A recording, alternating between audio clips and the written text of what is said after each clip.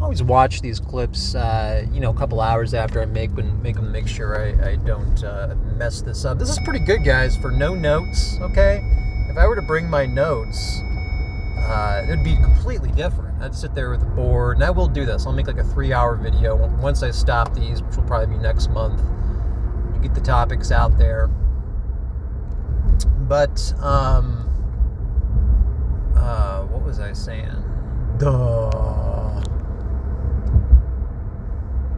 Okay, so on the last one where I was talking about this location and the poltergeist that had the poltergeist, again, a poltergeist is the same thing as a haunting. It's a buildup of negative thought forms. You have, like, say, a base specter appears to some person, then that person tells another person, and that person tells the person after that, then becomes legend. And basically, when it becomes legend, you've solidified that negative thought form, and it's manifested into an articulation of everybody's worst fears. But with a haunting, usually there's an agreement upon something, like the creepy doll, the creepy whatever. And I want to make sure I didn't negate myself on the last one, because I did say ritual, then I say you don't need to do a ritual. What I meant by that was, if you're trying to clear out something like your basements, you think you have a haunted basement, you can remove that yourself. It may take a little longer, if you're not an actual student of the occult. But someone who's a student or a teacher of the occult really only has to do a base ritual one time, okay? And then just staying in that state of mind, meaning service to others. You don't have to keep walking around and like waving a black obsidian around, waving feathers and sage and all that kind of stuff. And that is helpful. All those practices do have also positive archetypes surrounding them. So I before I meditate, I often grab a piece of obsidian or something like that, or Mesopotamian. I forget what that's called. It's Mesopotamian stone. But this also goes in. I want to talk about some hooey. A lot of hooeys out there. A lot of mythological crap. I shouldn't say crap, but stuff that we want to be a part of our spirituality or our occult experience. Right? When I say occult, remember that's peaceful spirit work. That's a term that's been bastardized. And one thing I do want to mention here is this idea of clearing, let's say, that poltergeist out from a certain location. And that was basically, now I'm coming to the summary of what I meant by that. Meaning that you don't have to walk around, you don't have to be in the actual room where the poltergeist is, okay, where the negative thought form is. You can just be in the general area. And although I've mentioned before, in a hotspot, hotspots are usually lined up with the sky, and star locations and all that, constellations. So when you stand in different spots of the hotspot, holographically, you'll be able to do different things, is what I'm trying to say. Like, if you look at all the sacred sites, stone circles, all that.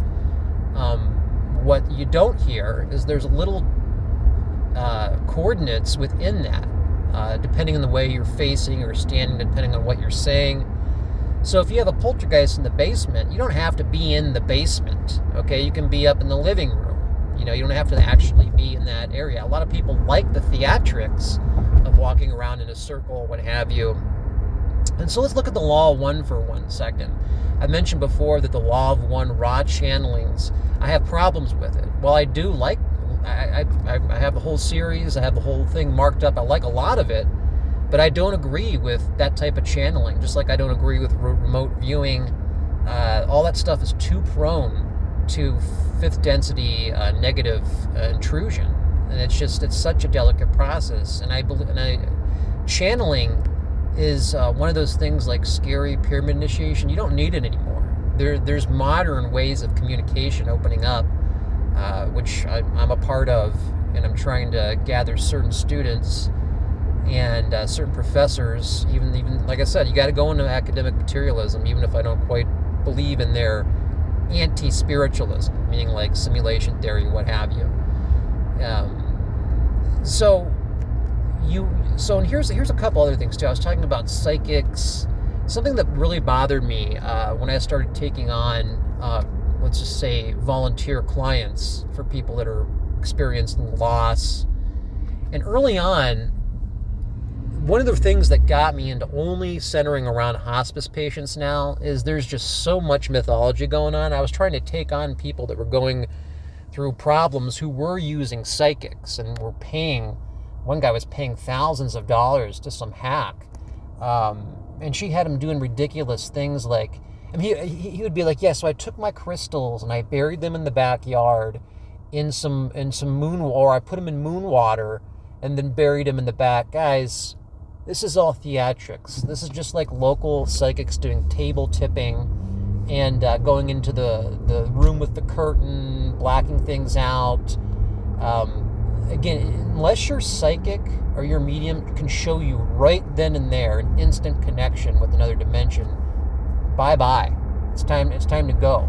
So I was hearing stuff like burying crystals in the backyard for 7 days, letting the moon shine into the water. Again, guys, if you're a male, forget about the moon. Okay, don't look at it. Don't incorporate it into your practices. It's just that simple. If you're a dude, and this was a guy who said he was doing that. And the other thing that is absolutely unacceptable, that has invaded that culture, subculture, counterculture, whatever, fake spiritual practices would be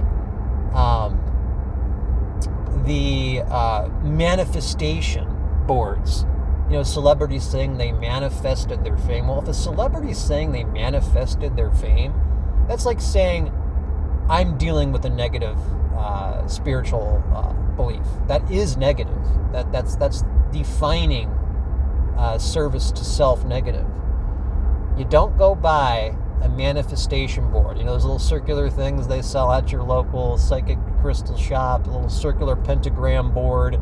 And by the way, pentagram is not evil. That's been a symbol that's been bastardized. And even if you read Freddie Silva's books, even 666 is not evil. That was actually a sacred, divine number. You could probably even look up Silva 666. It's in one of his books. I forget which one. I think it might be the Divine Blueprint. Again, you don't use any AI searching for that. You do your own research. So the manifestation board is one of the most horrendous pop culture ways of using a tainted symbol of immediately channeling negative. You don't manifest anything. You work for your fame. Okay, you work for money, and you earn it the right way. You don't make a deal with an entity. I don't know. It's unbelievable. And these psychics, the one got $500 an hour. I think it was 500, something ridiculous. No, it was like $200 an hour, $300 an hour. And then they'll say spiritual guidance session. That's more expensive, right? Or you have people that will offer Reiki certification, multiple classes, which ends up being like $1,000. In Ohio, that's expensive. I know if you were like in California or somewhere, those prices are nothing, but that's super expensive for Ohio. Like, for example, a really high-end hotel room down here that's at like a resort or something would be like $400 to $600 a night. You go to some place like like Los Angeles or something, it's going to be a whole other ball game.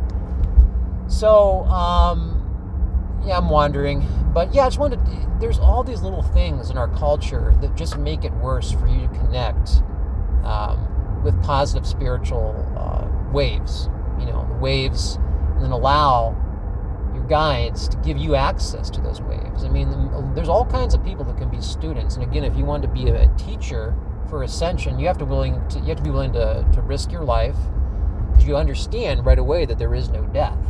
And that's also a reason why embracing absurdity and surrealism and comedy is really the only way of getting through it once you see what's going on, the bigger picture.